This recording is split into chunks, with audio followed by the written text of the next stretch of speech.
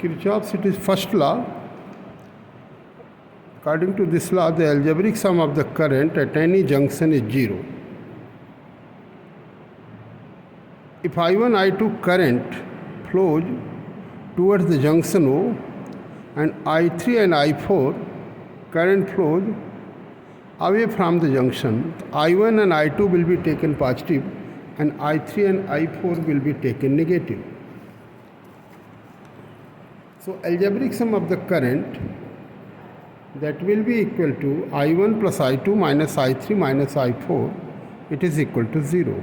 So I1 plus I2 is equal to I3 plus I4. Sum of the current towards the junction is equal to sum of the current leaving the junction. This law depends upon the law of conservation of charge. ये law of conservation of charge, charge conserve होता है. Second law क्या है? Kirchhoff's voltage law. इसे loop rule भी कहते हैं, ध्यान रखना. वोल्टेज लॉ केवीएल भी कहते हैं, केवीएल. इसको लूप रूल भी कहते हैं, लूप रूल. ये भी ध्यान में रखना. और इसका मतलब ये होता है कि according to this law the algebraic sum of the changes in potential in a closed loop is 0. Algebraic sum of the changes in potential in a closed loop is 0. अगर हम ये देखें कि दो सेल है जिसके EMF E1 और E2 है, ये cell EMF E1 current I1 देता है, cell EMF E2 current I2 देता है. I1 and I2 they meet at the junction, तो ये करंट होगा I1 प्लस I2. मान लेते हैं ये रेसिस्टेंस R1 है, it is R2 and this resistance is R3. इसमें हम लूप ले लेते हैं. एक मान लेते हैं फर्स्ट लूप हमने ले लिया, फर्स्ट लूप ले लिया. तो इसमें करते क्या हैं कि लूप में कहीं जहाँ से शुरू करें, जैसे ए से शुरू करते हैं, तो in loop A B C D A से शुरू करेंगे तो इन लूप ए बी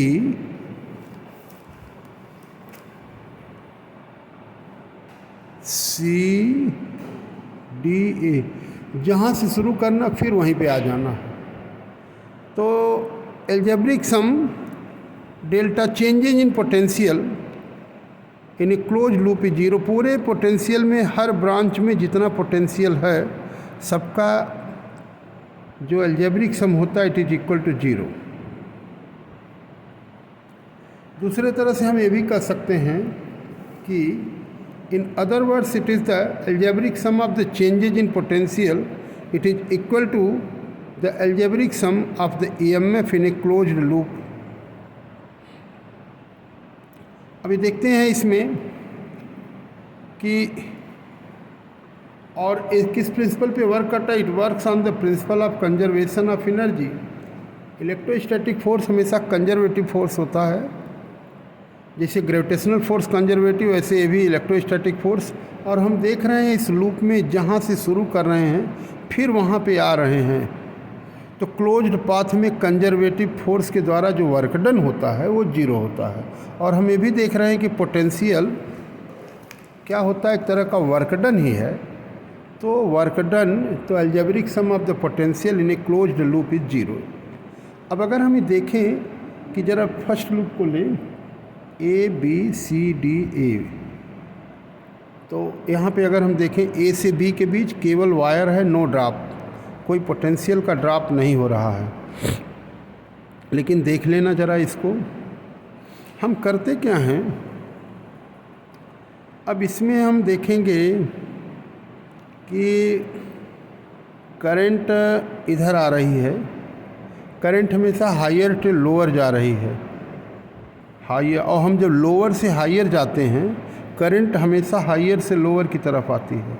और अगर हम लूप में लोअर से हायर की तरफ जा रहे हैं यहाँ पे, तो इसको हम पॉजिटिव लेते हैं. तो I2 R2 ध्यान में रखना, ये लेते हैं, इट इज़ I2 R2. और ये सेल में ये पॉजिटिव टर्मिनल, ये नेगेटिव टर्मिनल. तो अगर हम हाई से लो जाते हैं तो इसको निगेटिव लेते हैं, तो -E2। फिर इसमें कोई ड्रॉप नहीं है, इधर आएँ, हम लोअर से हायर जा रहे हैं, इसको निगेटिव इसको पॉजिटिव, तो हम निगेटिव से पॉजिटिव मतलब लोअर से हायर जाते हैं तो इसको पॉजिटिव कंसीडर करते हैं। इसका साइन समझ लेना, तो it is E1 plus E1। और इसमें ये देख लेना करंट फ्लोज हो रही है कहाँ से, हायर टू लोअर, तो करंट की डायरेक्शन में हायर टू लोअर, तो इसे हम निगेटिव लेंगे, तो -I1R1 it is equal to 0। तो पहला हमें इक्वेशन मिल जाता है फर्स्ट लूप में, I2R2 -E2 plus E1 -I1R1 it is equal to 0। तो इसको हम ये भी लिख सकते हैं I2R2 -I1R1 it is equal to E1 -E2। तो ये चीज़ है E2 -E1, इक्वेशन 1। दूसरे लूप में देखते हैं, इन लूप BEFCB, दूसरा लूप देखते हैं हम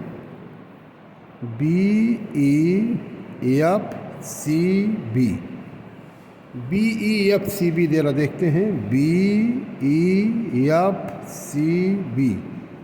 B से शुरू करके फिर यहीं तक हम B तक आते हैं। तो ज़रा ये लूप देखते हैं, ये देखो B से जब E तक जाते हैं तो नो ड्रॉप, कोई करंट है ही नहीं, पर R 0 है तो नो ड्रॉप। यहाँ से इधर जाते हैं, करंट जिधर फ्लो हो रही है हम उसी डायरेक्शन में चलते हैं, उसी पाथ को ट्रेस करते हैं। तो what will happen here, current हमेशा हायर टू लोअर में जा रही है, तो it is taken negative -I1 plus I2 into R3।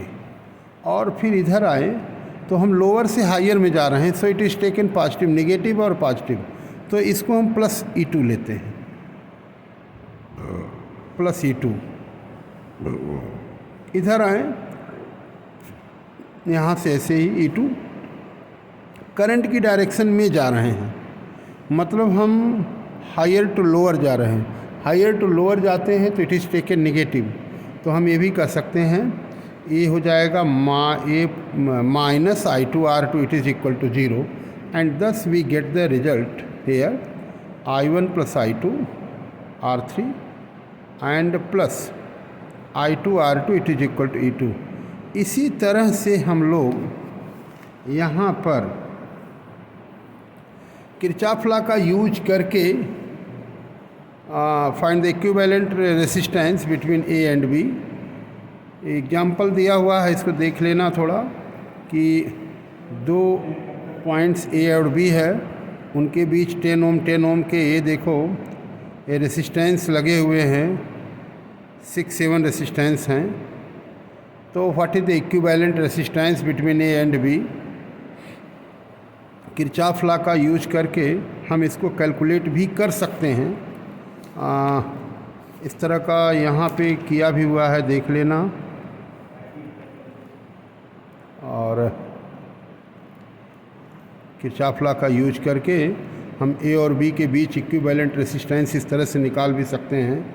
मान लेते हैं एक सर्किट हमने कनेक्ट कर लिया है, सर ऐसे ही EMF मान लेते हैं ये है, और एक सर्किट ऐसे हम कनेक्ट कर ले रहे हैं।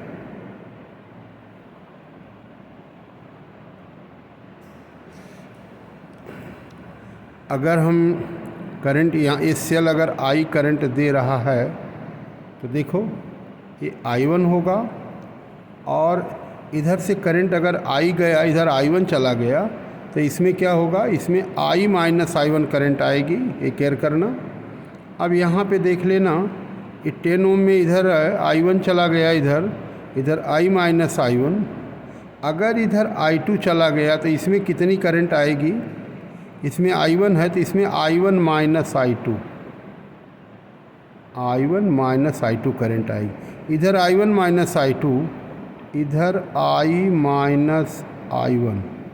अगर हम ऐड करें तो इसमें हमारे पास कितनी करंट आएगी, तो I1 चला गया I माइनस I2, एक करंट जो है I माइनस I2, इधर करंट आ रही I2, तो ये दोनों जुड़ करके जंक्शन पे जुड़ेगी, तो I minus I2 plus I2 चला गया तो हो जाएगा I।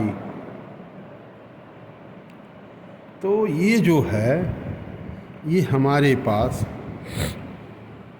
इस तरह का है। ये जो है ये एक लूप बन गया, इसमें करंट का डिस्ट्रीब्यूशन हो गया। अब हम एक एक लूप ले करके इसमें देखेंगे। अब लूप, अगर इस लूप को हम कंसीडर ऐसे अगर कर लें तो यहाँ से चलेगा यहाँ तक, तो ये हमारे पास, और ये यहाँ पे एक लूप ये ले लेंगे, एक लूप ये ले लें और एक लूप इसको ले लें, 3 लूप इसमें लेंगे तो हमें इक्विवेलेंट रेसिस्टेंस हम कैलकुलेट कर सकते हैं। अगर फर्स्ट लूप लें तो कितना हो जाएगा, -10I1। इधर आ जाएं तो -10I2, -10I1 -I2। करंट की डायरेक्शन में हमेशा हायर टू लोअर जाते हैं तो निगेटिव लेते हैं। तो -10I1 -10I1 -I2 इधर आ रहे हैं, करंट इधर आ रही, हम अपोजिट आ रहे हैं तो प्लस लेंगे, तो +10I -I1, और ये भी 10 उसे सेम सीरीज में है तो इसको लिख सकते हैं +20I -I1 it is equal to 0। तो ये हमारे पास एक इक्वेशन ऐसे ही बनेगा, 10I1 +10I1 -I2 -20I -I1 it is equal to 0। ये देख लेना। तो वैल्यू हमारे पास, इसको सॉल्व करेंगे तो एक इक्वेशन मिल जाता हमें, 4I1 -I2 -2I it is equal to 0। तो हमारे पास 4I1 -I2 it is equal to 2I, ये 1 हो गया। ये वैल्यू हमारे पास ये मिल जाती। इसी तरह से अगर 4 से मल्टीप्लाई कर दें तो क्या होगा, 16I1 -4I2 is equal to 8I। जरा हम दूसरे को देखते हैं। अच्छा, ऐसे ही सेकंड लूप में, मतलब हम अगर इस लूप को कंसीडर करते हैं तो देखना, इसको ऐसे इस लूप में हम ले लेंगे और हमारा इक्वेशन बन जाता है यहाँ पे -20I2 +10I -I2 +10I I1 -I2 it is equal to 0। और इस तरह से हमें मिल जाता है 4I2 -I1 it is equal to I।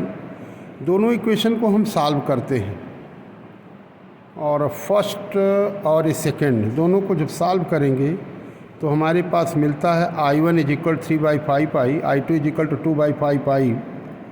4I1 I2 मिल गया। एक लूप हम और लेते हैं, वह लूप कौन सा है, ये वाला लूप, यहाँ से यहाँ तक इसको लेते हैं। तो देख लेना, ये लूप हमारे पास हो जाएगा 10I -I1, you have to see it. जब हम इसको देखेंगे कि 10I -I1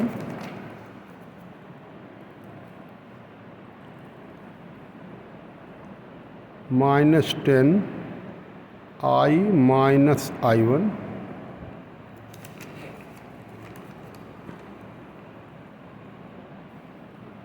ये भी -10I -I1, तो हम डायरेक्ट लिख सकते हैं 20I -I1। ध्यान में रखना, क्योंकि ये डायरेक्ट सीरीज में है, ये पूरा का पूरा सीरीज में है, तो हम लिख सकते हैं -20I -I1। फिर देख लेते हैं, इधर करंट की डायरेक्शन में ही हम चल रहे हैं, -10I -I2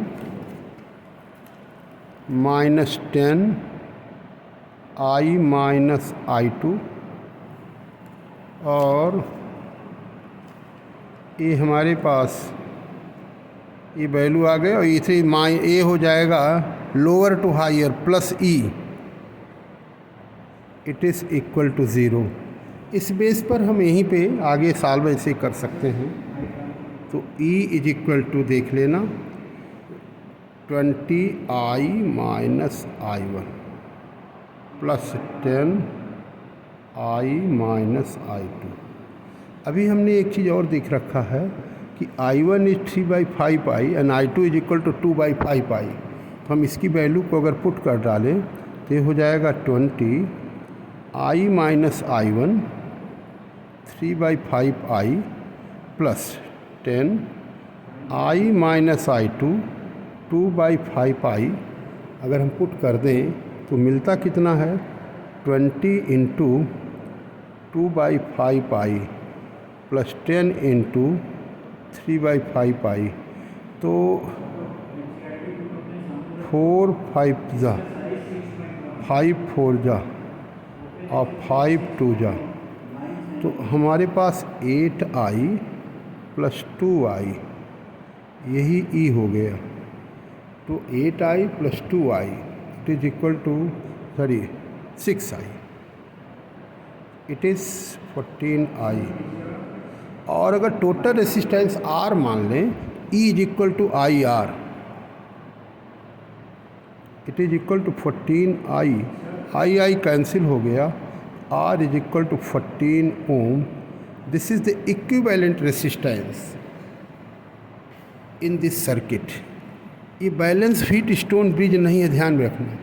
बैलेंस होता तो this upon this is equal to this upon this, एक ख़त्म कर लेते हैं और डायरेक्ट हम निकाल लेते हैं। अनबैलेंस हीट स्टोन ब्रिज जब भी मिलेगा, हम किरचॉफ लॉ का ऐसे ही यूज करके इक्विवेलेंट रेसिस्टेंस को हम निकालेंगे। ये ध्यान में रखना, यही एप्लीकेशन है इसका, इसी का यूज करके, किरचॉफ लॉ का यूज करके हम आगे के क्वेश्चंस को ऐसे ही सॉल्व करेंगे और आगे हम लोग ऐसे ही पढ़ेंगे। इसी का एप्लीकेशन है Wheatstone bridge, metre bridge और पोटेंशियोमीटर। इसमें हीट स्टोन ब्रिज है और इसी एप्लीकेशन पर तो अभी हमने देख लिया कि किरचॉफ लॉ का यूज करके किस तरह से हम क्वेश्चंस को सॉल्व करते हैं, और इसी बेस पर आगे हम लोग पढ़ेंगे Wheatstone bridge and potentiometer, a metre bridge. Wheatstone bridge actually इसी किरचॉफ लॉ से आता है कि prove that the Wheatstone bridge, condition of the balance Wheatstone bridge on the basis of the Kirchhoff law. Kirchhoff law के basis पर Wheatstone bridge हमको बनाना होगा कि इसकी कंडीशन को हम निकालते हैं on the basis of Kirchhoff law. यही काम हम लोग करते हैं आगे। और यही है, this is the condition of the balance Wheatstone bridge. So in next video we will study the heat stone bridge and the meter bridge. So today you should try to solve many questions on the basis of the Kirchhoff's law. Is it clear to all? Okay, thank you.